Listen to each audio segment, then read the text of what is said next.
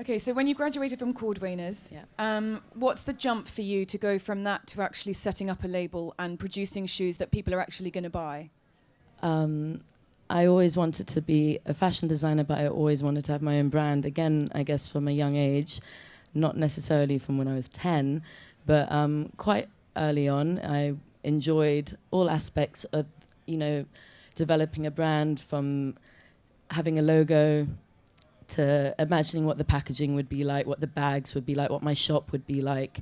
So I think all along I kind of dreamt of building a brand rather than just being a fashion designer, which is why I think straight out of Cordwainers I decided to set up my own brand rather than work for someone else.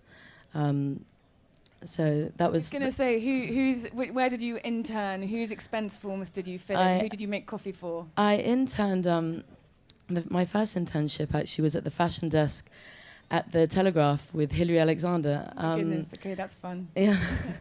And even though I knew I wanted to be a designer, it was an opportunity that came up and I couldn't deny it. It was a great opportunity and it was meant to be for a week and ended up being there for, I think, 6 months. So despite it not being part of my field that I wanted to be in, it was part of the industry I wanted to be in. So it was a huge learning curve just seeing what it was like working, I guess, with press.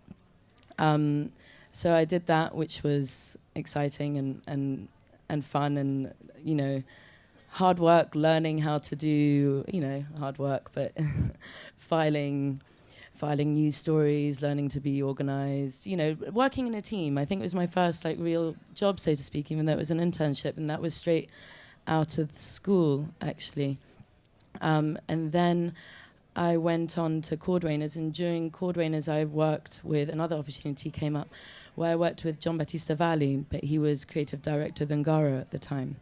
So I went to Paris for a month or two and interned there again, knowing I wanted to be a shoe designer, but still seizing the opportunity of working in an amazing fashion house under an amazing person and just learning the process of what it was like to design a collection, I guess, from A to Z, from the sketches to seeing the clothes arrive, to the fittings, to the all-night fittings, and then the show backstage, and then finally, starting it again. So whenever I had an opportunity during my Cordwainers times, mainly pre-shows, I'd go and work under Jamba, and then he started his own label, which I, helped out in during fashion weeks again, and then you just see someone what an amazing learning person to how learn to, from. yeah, exactly, starting their own brand and, Yeah. learning things such as, nothing short of perfect is acceptable, and, it's brand building, so believe in what you want to, say and speak as a designer. So it was, good learning curves, not necessarily within, specifically within footwear, but, a learning curve, I guess, going ahead to build your own brand. So you started your own brand, and I want to talk a little bit about your own design process, because you are so incredibly creative. I marvel at what you create season after season. You're not just repeating the same things or refining the same things or replicating what you've done before. You come up with these incredible things. We've seen some there. What is your design process? It's such a cliched question of where's your inspiration, but from inspiration through to the final product, are you sketching? Are you playing with fabric? Are you trying things on? For me, the essence of the brand, I always say, comes from my love of the 40s and the 50s. I say the glamour of the 40s, the playfulness of the 50s, and just an era that I love. And I love that on a personal level, so I can't help, as a female designer, to bring that into my brand. So that's, I guess, the essence of the collections always. But then I travel a lot in my mind, be it to a place or, I guess, I have themes. So it starts with a mood and a feeling.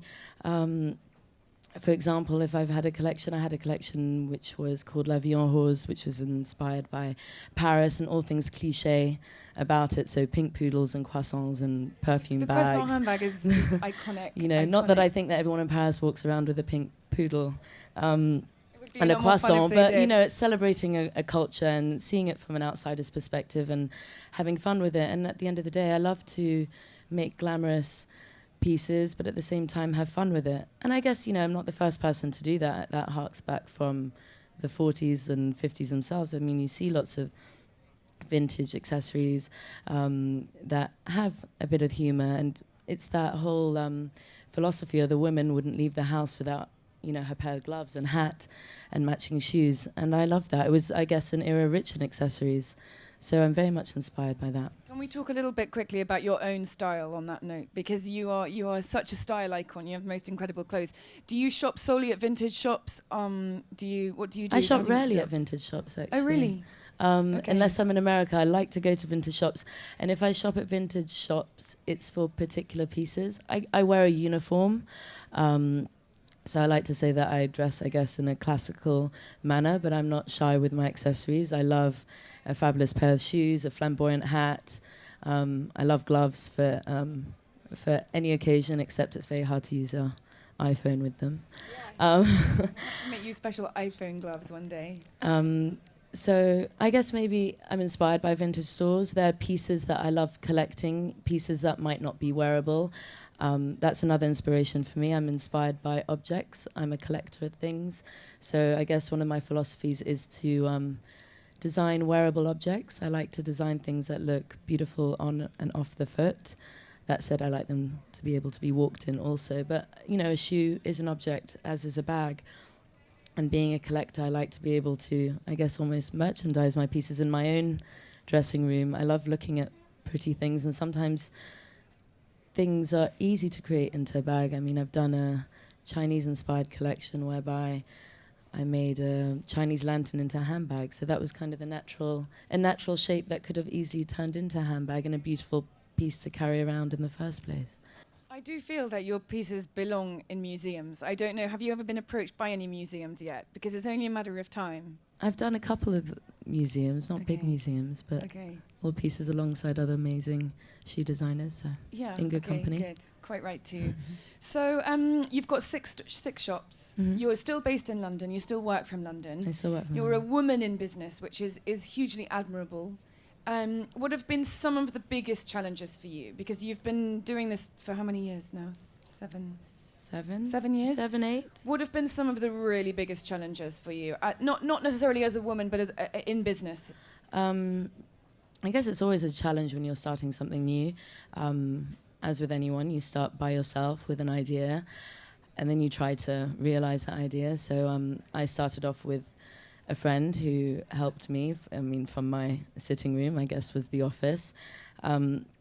And that's all it took, I guess, an idea and a friend to help me along the way. A friend who conveniently spoke Italian, so I make my shoes in Italy, so that was a helpful thing she had there with the Italian speaking. And you kind of start doing everything yourself. It is a bit of the learning curve, so it is definitely a challenge. And by no means a production manager or an accountant, but you have to take on those things in the beginning anyway and learn the best you can and do the best you can. And slowly, as your business grows, you hire more people to help you, people who are hands-on and can do 5 different things at the same time, like yourself, and you grow like a team that believes in you and the brand and have fun with it. And then slowly, there reaches a point whereby there's only so much accounting I can pretend to do and so much production I can handle. And then you hire in, professional people who've had a go at that for several years and can help you take your business to the next level, because you can't do everything yourself. So for me, it's about building a good team. And I guess the challenge at first was finding a factory that believes in you and that can make your product, understand your handwriting. Because in the beginning, not everyone wants to take you on. You're a new designer. People want quantities. So that was a big challenge also, finding a factory. And why are they, out of interest, why is it made in Italy? Is that just for you it's the best quality still? The best quality and the right hand for my product. It's not necessarily the best place in the world for everything, but for me it was. There are other places in the world that make great shoes. But for me and for my quality of product and for a luxury product, Italy definitely had the right hand. And with all your collections, basically you're redesigning, you're reinventing, but then you have some regular collections that you keep throughout the season, right? Mm-hmm. And is that something that works well around the world? You have customers all over the world. Is that you have Russians, Chinese? Is everyone wanting the same thing? The kitty slippers, for example. People want which is different. such a cult. People want different things. Maybe the kitty slippers are an exception. People quite like the kitty flats. I mean, they are cult items around the world, aren't they? It's really amazing. It's quite funny because I never knew that it would be a product that I would continue doing. In fact, I made them quite early on. In fact, they're one of the first flats I think I did, so I didn't expect them to be part of my encore collection, as I call it. I mean, it's fantastic that people like them. I guess people like cats and all things feline. But, you know, people like different things, but there's a core collection that I have that people like. It's signature to the brand. So people like to kind of mix them in or merchandise them in with the ongoing fashion collections. So each season I'll design 4 collections alongside the 2 encore collections and Bridal and now Kids. Do you collaborate with other designers? Did you do something with Victoria Beckham? Or am I wrong? Ages ago I did, for her Victoria shows, did some shoes, but I don't do that anymore. No. I kind of focus on my own collections now. Do you think that actual fashion items might be part of the journey for you, or is it just about accessories? For now, well, I've got a wish list of lots of things. Buy everything. Initially, it was, I would buy the whole wardrobe if it was there. Initially, it was just shoes. I started off, but it wasn't to say that I didn't want to do bags. I think for me, it's always been an organic approach with everything I do, be it when I open a store to what product I'm going to launch next. For example, handbags. Handbags came in organically. I mean, I designed... The first handbag was a clear perspex clutch called Pandora handbag, and that was just because I was doing shoes and I wanted one handbag to go with everything, and nothing doesn't go with a clear transparent box. So it was definitely from a shoe designer perspective, and the heels were perspex that season, so I was kind of marrying the two. So it was kind of organic, and then it developed from there, and then the novelty pieces came. I think when I did a collection called Flying Down to Rio, did a fruit shoe, which is still one of my favorite today. And it needed a banana bag, I don't know why, and it seemed like other people needed a banana bag too. Everyone needs a banana bag. So it kind of went like that organically, slowly, and I think with bags, you can have that bit more fun. They are an object that you're holding, and then you kind of play with objects that you would naturally want to hold, be it a perfume bottle or a Chinese lantern, or a magazine. So it was playing on things like that, and having a bit of humor with it, but at the same time I like a fine line. I still like it to be a beautiful product. I don't like to necessarily make kitsch things. It's that fine line between kitsch and humor, I guess. And you just designed a shoe for Cinderella. There was a special Cinderella collection. There was a special. Can you just take us through that? Because that's a real honour that you've asked. Well, everyone loves Cinderella, right? Well, that was actually, ironically, one of my favourite cartoons as a child. Not just saying that. So yeah, there's Cinderella glass slipper, which is kind of a hard thing to do, especially if you've been thinking about it a long time, all your life. How would a modern-day Cinderella shoe look like? And for me, I had to put my platform on because I am a platform kind of girl. And it was the perspex. So for me, it had to be clear. It wasn't just about making it crystals. It had to be a clear shoe. And it's for sale. It's for sale. It's for sale. But it was done in celebration of the Kenneth Branagh Cinderella film, yes, right? in the new film. And it's for sale also alongside a pumpkin bag, should anyone wish to carry a pumpkin around. Pumpkin bag. And a timepiece clock bag, which is almost about to strike midnight. But you can so turn the dial so you can go back in time, so it's never midnight. So clever, so clever. So it's Kenneth Branagh. So the film came to, I think, 7 of you.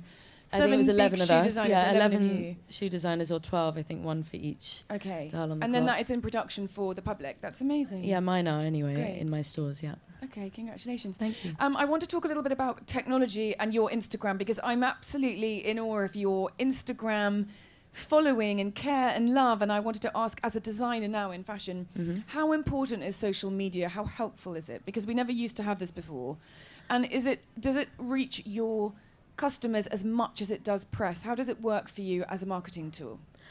Because you're really good at it. For me, I love imagery. So I tried Twitter, but when I actually was on Twitter, I used to post photographs and maybe write about the photographs. So when Instagram came along, it was perfect for me, because for me a picture definitely does say 1,000 words, and I'm not one for writing many things. So it's sharing I guess inspiration, product, not just still life imagery in different scenarios, in tongue-in-cheek scenarios, or news of opening new stores, people wearing the shoes, things that I love, not just my own things, maybe clothing that I love, other designers or friends that I support.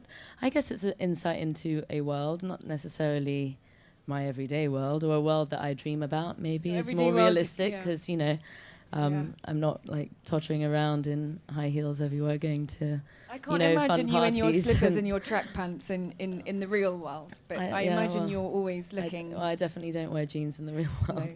No. I definitely am a firm believer of dressing up for a Monday morning as well as is the same as dressing up for a Saturday night for me. I definitely like to make an effort, and if I am dressed down, I do like to wear a bit of lipstick, because at least it makes me feel like I've made an effort.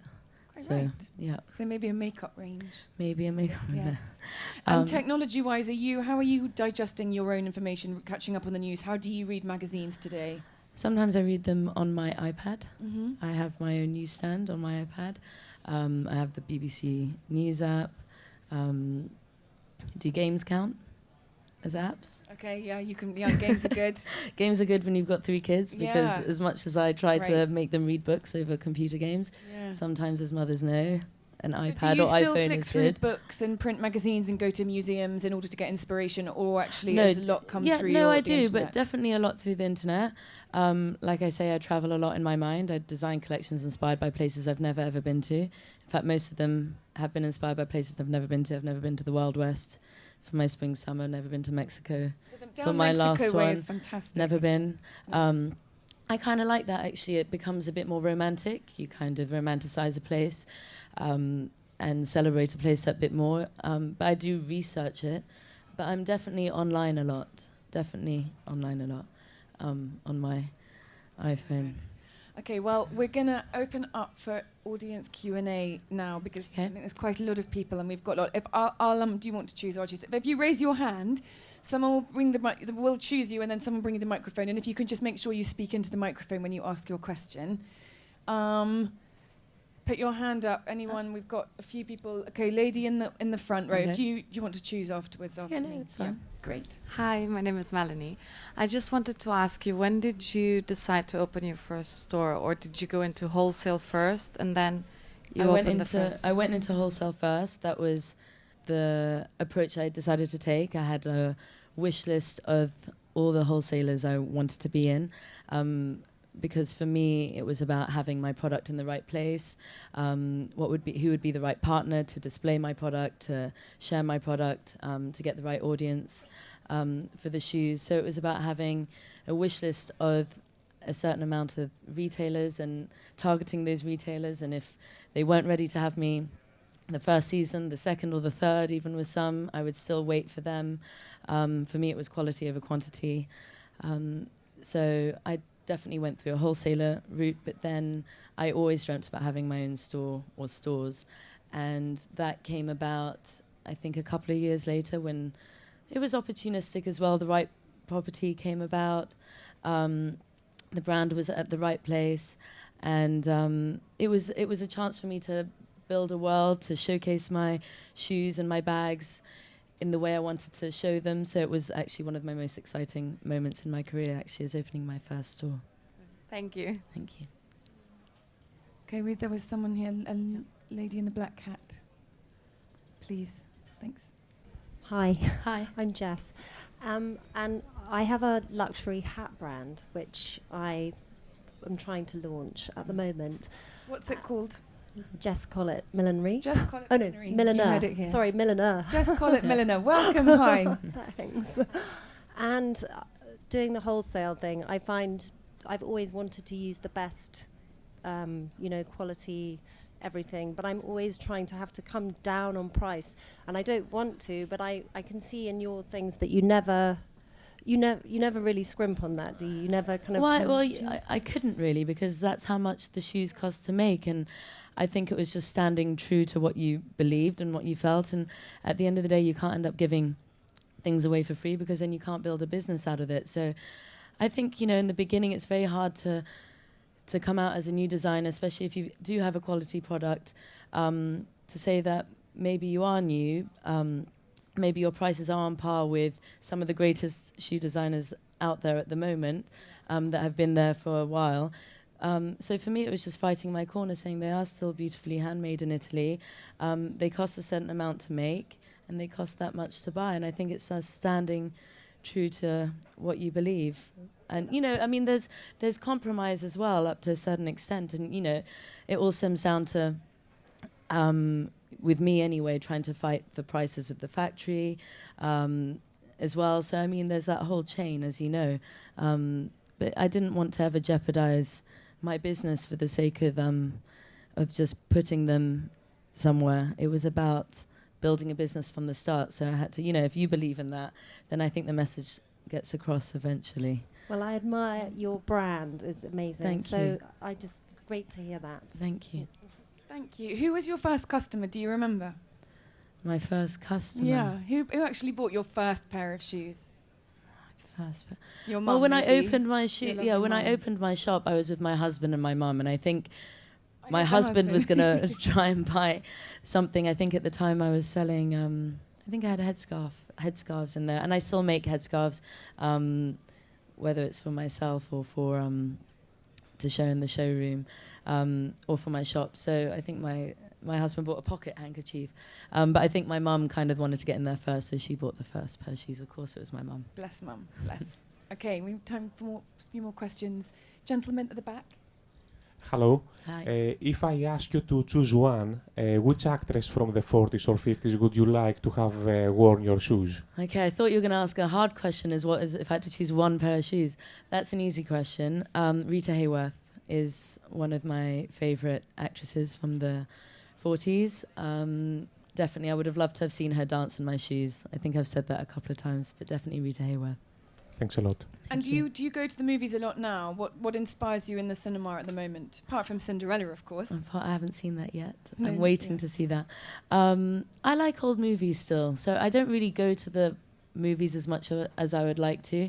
The last thing I went to see was actually Psycho last week. Okay, so not Cinderella then. Not Cinderella. It was Psycho, but it was shown with a live orchestra, with the score being played live. So that was pretty amazing. And again, I'm a big Hitchcock fan. So I do love watching old movies. I can watch, you know, my favorites over and over again. I've got a large DVD collection. I am building my collection up on Apple TV, but there are certain movies that that probably don't exist yet on Apple TV. And I sometimes like having things in hand, so to speak. So I collect beautiful box sets of movies and watch them over and over again. Okay, well, we're looking forward to the carving knife handbag that's coming up. There was someone else with their hand up. Yes, lady here, thank you. Hi, how do you balance your time between being a mother, a wife, and your career? Well, I'm in a very fortunate position where I have my own business, so I can dictate certain things, such as having my office next to my home. That helps a lot because at the end of the day, I've always wanted to be a mother of a large family and have a business. So for me, it was not one or the other. So I kind of made it work that way. Every day feels different. Sometimes you feel like you can do it and it's amazing. I can be in two places at once. Sometimes, you know, admittedly, it can feel tough. You feel like you have to be in a meeting at one point, or, you know, and I'd rather be taking my 1-year-old to monkey music, but you kind of make it work. I kind of make my network work with my schools being near my office, which is next to my home, and I kind of am forever going in circles and, you know, trying to, you know, pick up babies from school, and then I just bring them to the office. So that's another fortunate position that I'm in. I've got, you know, very keen grandmothers. So I'm very lucky to be able to do it that way, but I think it's about balance and prioritizing. You know, at the end of the day, sometimes you feel guilty, but you shouldn't always feel guilty. Sometimes you're guilty if you're at work because you think you should be with your kids. Sometimes you're guilty when you're at home because you feel like you should be at work. But I think it's prioritizing, being organized, I guess. I think now, you know, planning. I started my business when I was pregnant with my first baby. So I kind of had both babies at the same time, so to speak. So it wasn't about going into something with kids or the other way around. So I kind of did them both at the same time and learned how to juggle it somewhat. Have you become better at delegating? Because obviously there's Yes. a lot to juggle. So you pass. I've been better at delegating, and I think with 3, I've been better at delegating. You have to plan with 3. It's not just so, baby on your shoulder into a meeting. Sometimes the baby doesn't want to be in that meeting, and they make that very clear. But yeah, it's being organized. I think trying to be organized. Okay, I'm looking at my watch. I think we've got time for a couple more questions. There's just a someone over lady just at the back in the blue shirt. Thank you so much for taking out time to inspire us. I just wanted to ask, it's been a long time for you to kind of build your brand. You've dedicated a lot of time and your craftsmanship. Would you ever consider collaborating with young designers, or maybe,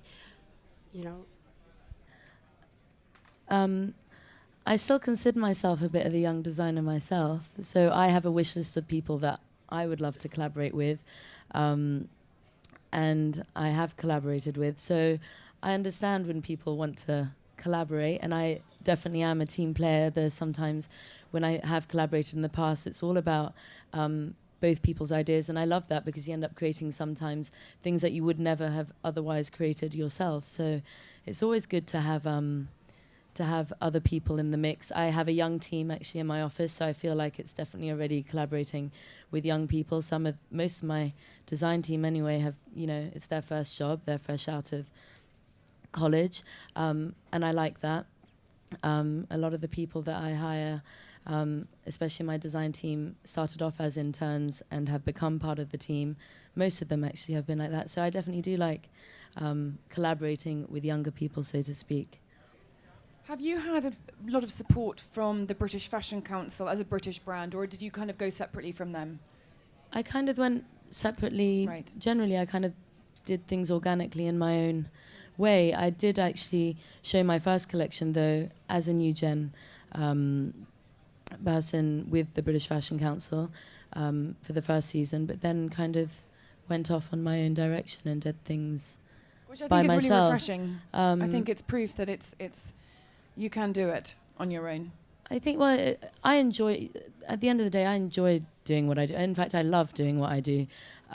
It's one of those things that people have said before. For me, it's not work. It's a love of something that I've always wanted to do. And what I've actually loved doing is I've loved doing this journey by myself almost, while starting my own brand, building my own team. And it's been kind of an adventure with a group of people who've been accumulating, who are still with me today, actually, in my team. And that's been half the fun of that, actually. And I've enjoyed doing it, and I hope to continue enjoy doing it. In fact, that's half of the reason why I do it. There are fun times, there are hard times, but it's with my team. I enjoy doing it. Thank you for that question. Okay, we have time for one more lady here, and then we're going to have to. We could chat all day. We have time for one more. Thank you. Hi, Cinderella. Hi. Hi. I recognise lovely princess from New York. Came to some talks in New York. Hi in London. Hi. I actually went to your store earlier and looked at for your bridal collection. Yeah. I'm curious. Did you design your bridal shoes, or with the collection that you have right now, is something that you wished you wore when you got married? I started my bridal collection after I got married, because I just felt like that just made more sense. Just like I started my children's line after I had kids, I just felt like it felt a bit more real and organic. So the bridal collection I have consists of, the main ones anyway, consists of my own wedding shoes, other people's wedding shoes, friends that I've designed shoes for before I designed a bridal collection. So a lot of them are named after brides that I was commissioned to make the shoes for, or gave as gifts to best friends. So it's accumulation of classic shoes, I guess, in more bridal colours, or non-traditional bridal colours, because you would have seen there's quite a bit of leopard print, quite a few red shoes. That also comes from my philosophy that not everyone wants to get married in white satin peep toes. That said, I believe that there are reasons and people who want to get married in white satin shoes also. So it's a mix of non-traditional shoes, fun shoes. Sometimes it is just about the shoes. And for me, as a bride, it wasn't just about the dress. And I wore a massive dress where you couldn't see the shoes, but I knew what shoes I was wearing. It's like with lingerie, there's such a big deal made with your wedding trousseau when you get married, but shoes sometimes felt like an afterthought in the market, so I definitely thought there was space to launch a bridal collection. So it's a mixture of classic designs in bridal colours and definitely ones from brides that have asked me to make shoes. And actually the majority of brides I've made shoes for originally were in leopard prints and in reds. So I know that there's definitely, and that secured the fact in my head that there were definitely brides who didn't want to just get married in white shoes. So. Okay, thank you. We're gonna have to, we're gonna have to wrap up. We're actually gonna leave you with a really beautiful film that called Made in Italy. Do you want to just say a little bit about this film before we leave the stage? It's a really short film called Made in Italy. It's the journey of one shoe being made called Paloma, one of my favorite shoes, red fan shoe. She's now made in several different colors, and it's just the journey. And she takes, I think, the whole process to make the shoe is 19 hours. That includes setting it in the last, but it's a beautiful movie and you get to see some of the characters who literally touch and make the shoes. I will just say it's such a beautiful film. I work with many brands and not many of them produce these beautiful story films like you do. It's quite a fun film also. There's a skill to actually creating something that's interesting not only for the staff but for everybody else. It's beautiful. Anyway, I'm going to wrap up there. We're going to leave you with the film. I just want to say a huge thank you. You're absolutely amazing. Your things will be in museums in the future. I'm sure of it. Thank you so much.